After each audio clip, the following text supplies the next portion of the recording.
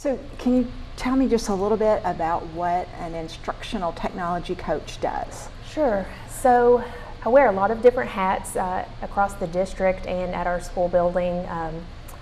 As we decided to go one-to-one a few years ago, I served on the district team to develop the plans and look at devices and talk about things like Canvas, our learning management system. So that's sort of the district level, some of my responsibilities. And then at the school level, I get to work with our teachers, related arts teachers, teachers 5 through 8 on how to best use our technology resources in the classroom, whether it's a website, whether it's a laptop, online textbooks. So I do some co-planning, lesson planning with them. I do some model teaching. I come in and support teachers when they're trying something new with their students. Emily and I also just spent the last month meeting with every student in the building to teach them how to use their online accounts, how to take care of their laptops, how to sign into all the programs, and kind of get them off on the right track for this school year. So I get to work with a lot of students and teachers all across Oak Ridge and our school. Great, great. Okay, so in today's digital world, the school library has kind of changed. It's no longer just the place where you go to check out books. There's so many opportunities for collaboration, for project-based learning, for online access. So I wonder if you could just talk to me about how the students are using the library, and like give us a day in the life of the Jefferson Library and what is going on there. So my day starts early. I get to school at 7 and I have a library full by about 5 after 7. Wow. About between 70 and 80 kids come in the library in the morning, and they can be doing lots of different things. One of the main things they're doing is homework on their computers, playing chess. We have our chessboard set up. We also have some other technology and some of the things we'll talk about later in our makerspace that are out for the kids to use. One of those things is something called Kiva planks, which are basically just planks of wood, and the kids build crazy, amazing structures in the morning in that 30 minutes between 7 and 7:30.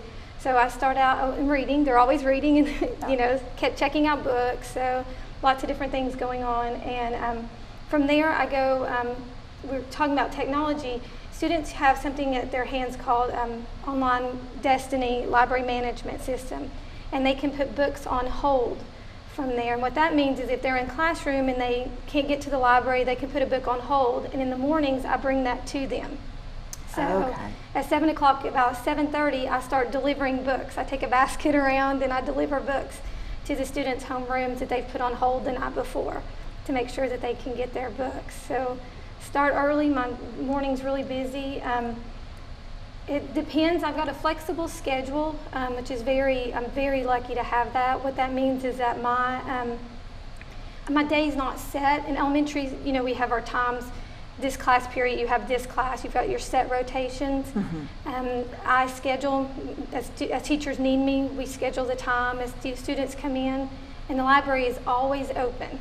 So students are always coming into the library. So all day long they can come in and check out with passes from their teachers. Right, right. So, and then I schedule, like the first period, today started out with showing a teacher how to use the green screen. She's setting it up in her classroom to film later, so I got to show her how to set up the green screen. And then we've had classes rotated in to learn more about Destiny and some of the other features that we can do with it. So it can be very different days. Each day there's something different. Yeah. So when I visited the library, I was pleased to see that there's books in the library. I talked to a principal this morning, and she told me that she visited a brand new school, went in their library, and there were no books in the library, that they had gone totally online books. And I know you brought some books, and in making our library more future ready, I know that you had to kind of go through and maybe get rid of some books. It's a tough decision because I do have a limited budget on when I get rid of books, can I replace those books? But I feel like it's very important that we keep our kids up to date. I brought examples of some of the books that I weeded today. This one is Recent Revolutions in Physics So I think this one was 1980. Okay, I would hope that there's been some new revolutions since 1980. And just to cover this one, this is a 1970 book. So just trying to update, this is a physics book, a science book also. So looking at new things that are coming out, this is Who Built That Bridge? So this is a fabulous book that talks about different builders, architects that built bridges. So just it's more, of course, colorful, more up to date. Right. Keeping them, more eye-catching for the kids. Definitely. So current. This is one of my favorites. It's a social studies book. This is How to Build a Museum. This is brand new. This is the Smithsonian Museum, the newest Smithsonian. So it's all about that. So love that book. I also have been trying we do a lot of STEM. We do a lot of STEM education in the class. So I try to get books that are maybe keep the kids' attention, but do incorporate some science and STEM, like this is Frank Einstein. Frank Einstein, Yeah. good. So he does experiments, he does things, and uses some of the vocabulary, some of the science words that we want to try to get our kids to use more. And this is the 14th Goldfish, which is a great science book. Excellent. So I noticed when I visited that you are labeling the books. The word you used was genreified Yes. labeling. So explain how that labeling, I think it's really cool. Explain how that labeling works. So with our fiction section, to help our kids pick books, especially when they come from the 5th grade to such a big library, we've arranged the books by genre. At the high school, Miss Millaway has the high school library that will arrange this way also. So students leaving Jefferson, when they go to the high school, it's not a new experience. The high school is arranged this way. So what we have done is come up with a system to arrange the books by their genre. So Black Dot would be scary books. Mystery Books has their own sticker. Just another way to help the kids find the book that they're looking for, the appropriate book, to navigate through the library, especially for my 5th graders coming in. Animal stories are always popular. Animal stories, definitely. So mine are still on the shelves in alphabetical order. The next step is to group them by their genre to help the kids find each section, to find the books that way that are appropriate. And they have, I bring one that had a nice sticker on it. So this one's a humor book, so on the side. Okay, a smiley face on it. Okay. So that they can find it. So another thing that I was excited to hear about is your staff book club. Yes. Tell me a little bit about that. So Mr. Cox and Mr. Layton started it last year, and I kind of asked if I could take it over. So we're doing a book a quarter right now. Our first book was I Am Malala, and so the goal is to get staff reading books that are in the library so that the kids, as they go down the hall, they also have a sign that says I'm reading the staff book club sitting by their door. As they go through, they're like, oh, Miss Fox is reading this book, and so is Miss McMahon in 8th grade, and Mr. Cox has it outside of his room too, where he's read the book. So it's another way to kind of promote literacy throughout the school. So the kids can see that adults are actually reading, and then those books are available for them to check out. Yeah, also. The goal is to do books that are in the library so that they can see it, and then they can come in and check out the books. That is fabulous. Yeah, that is fabulous. It's been a lot of fun to do. Yeah. Okay, well, we're going to take a little break, and then we're going to talk about not so much about books, but some other cool things that are happening in the Jefferson Library, and get Heather in so she can kind of show us some of these neat things that are going on. Okay, we're going to take a little break, and then we're going to come back and look at some new things that are going on in the Future Ready Library at Jefferson Middle School. Thank you.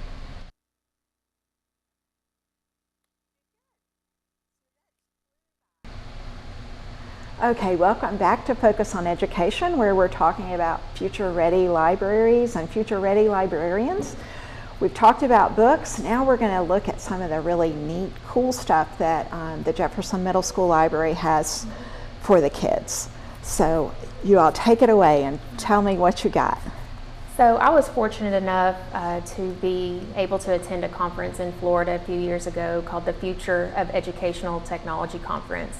And so I attended a session on something new called a makerspace. And I was in the audience listening to this librarian talk about how she was transforming the things that were going on. And I started just texting Emily, what do you think about this? I'm seeing the really cool stuff. So I came back and I said, what do you think about trying a makerspace in your library? And she said, okay, let's go for it. So just getting the inspiration and having a partner that's willing to just try something new is what has really made this take off. So with the support of the Oak Ridge Public School Education Foundation, with our PTO at Jefferson and our principal, Mr. Cox, we have really infused the library with technology, a lot of hands-on resources for students. So a makerspace is really just a place where kids can learn. It's inquiry, it's open, student-driven learning. If there's something they want to touch, feel, do, learn about, explore, we try to provide lots of different resources for them to do that. So we started out about 3 years ago with some very high-tech things like a 3D printer. We got our green screen materials to do filming. We bought iPads with foundation support, a lot of electronics and hands-on type things, and just to kind of start. And we kind of gauged what students were interested in. Coding was becoming really popular. We were doing Hour of Code in Oak Ridge schools. So we thought, how can we do more coding in our school library? So we started bringing in more resources for coding. And then in the last year, we thought, let's go more low tech and let's get kids who maybe are wanting to do more art projects or more things they can make and take. So we bought a button maker, a vinyl cutter. We've had a volunteer come in and show kids how to crochet. So we've got a wide variety of high tech, low tech, lots of different materials. So we've brought for you today just a sample of what we're doing in the library. So we just kind of want to touch on each one and show a little bit about what we're doing. So where do you want to start? Let's start with what's in the front first. Sure. This was a project. A student read the book Shallow. It's kind of a beat-up copy of the book Shallow by Phyllis Reynolds Naylor. And they incorporated, which is kind of our ultimate goal, is to incorporate some of these, not just standalone. So they wanted to do a project, so they used, these trees are made using a 3D pen, an actual, where you can feeds in the filament, heats it up, and then they made the trees. The bottom, I'm going to kind of tilt this up a little bit, is using something called perler beads that you kind of melt with an, I melted them with an iron, I won't let them, and then they've kind of glued that all together. The fence was made with the 3D pen. They've got a little shallow in there. So they were just incorporating what they had been familiar with, a little bit more low tech, but that's what they wanted to do a project, and they did a little report with it also for the book Shallow. It was an effort with 2 girls to do it, a group effort. So I just loved the result. I've asked to keep it in the library because they've done a great job. It's really cool. And then Heather has an Ozobot for you, which have been very popular, especially with classes that do something with code. So the kids love to do this. What she's showing right now is just a little track that it's made, and this guy's got code built in him, and he reads, each of these things will tell it to do something different. Speed up, slow down. I don't know if we can show it on camera because you got to lay it flat. So we've had science teachers who have really engaged with this. So they'll check this set out. We have 18 in our school, and they can let the students use them either with our iPads or with their laptop devices. Let's see if I can get them to run. There you go. So they can use their student laptops with a website to program the robot. They can use our iPads to program the robot. They can also, using this key here, they can draw using markers and the colors to program the robot to do different actions. So he turned around, he told it to turn around, there's a little code embedded there. So we kind of wanted to take what they were learning with code.org and actually make it a physical activity. Take it, not just one more step. Yeah, Yes. Yeah. So along the same lines of this little robot, the Ozobot, we've got Dash. This is a big guy. Yeah, this is Dash, and I'm hoping I don't run him off the table. I'm going to turn him on really quickly. So we have Dash and Dot robots that are controlled with our iPads, and the students can drive sort of as an introductory activity, learn how to drive and operate Dash.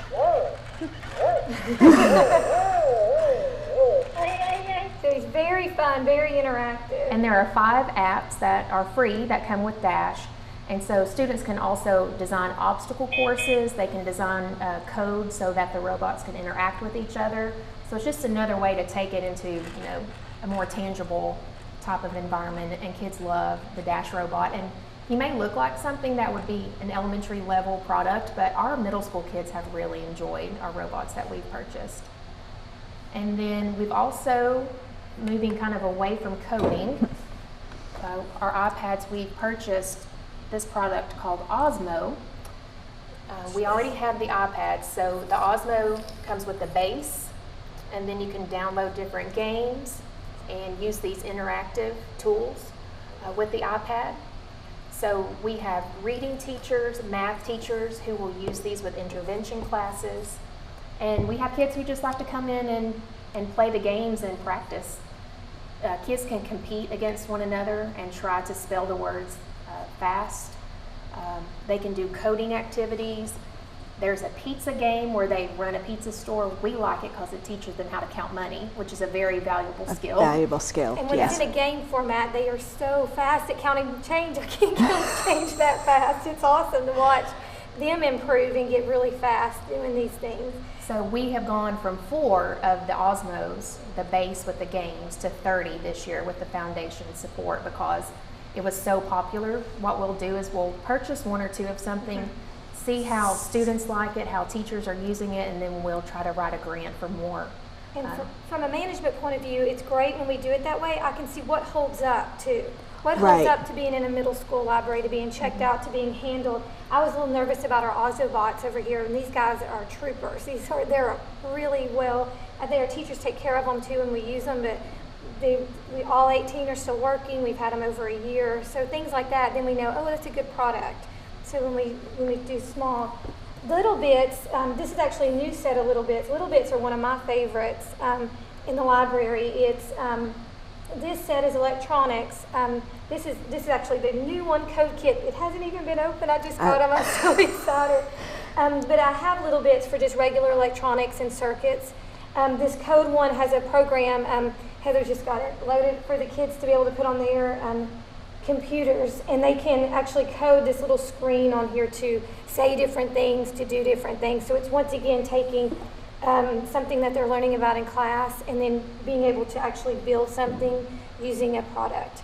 So they're going to actually be able to code this and have an end result and see something. So it's kind of taking everything a step further.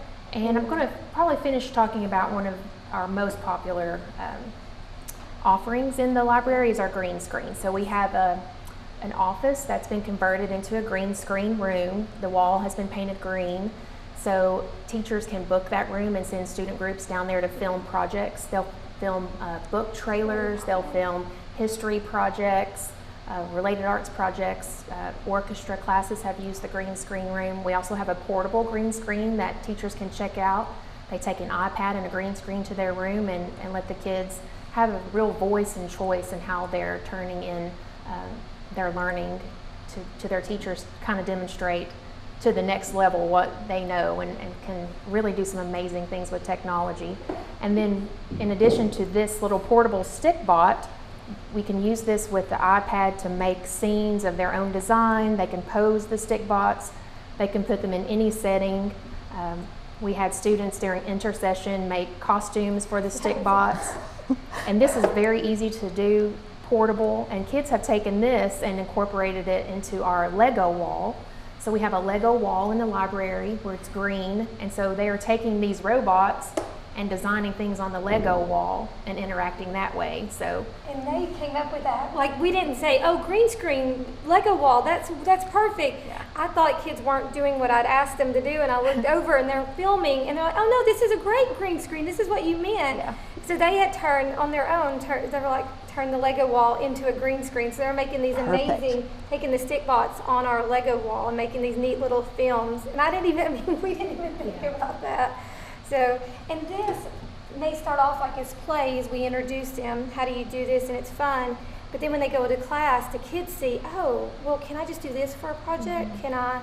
So then it turns into being more than that. So that's what I love to see in the library is when they start incorporating things. And the kids ask, oh, if I do a report, is it okay if I do it using the green screen? Is it okay if I use the Lego wall to do a scene? So, Right. And word of mouth has kind of spread, and kids really, oh, you need to go to the library and see this and try that.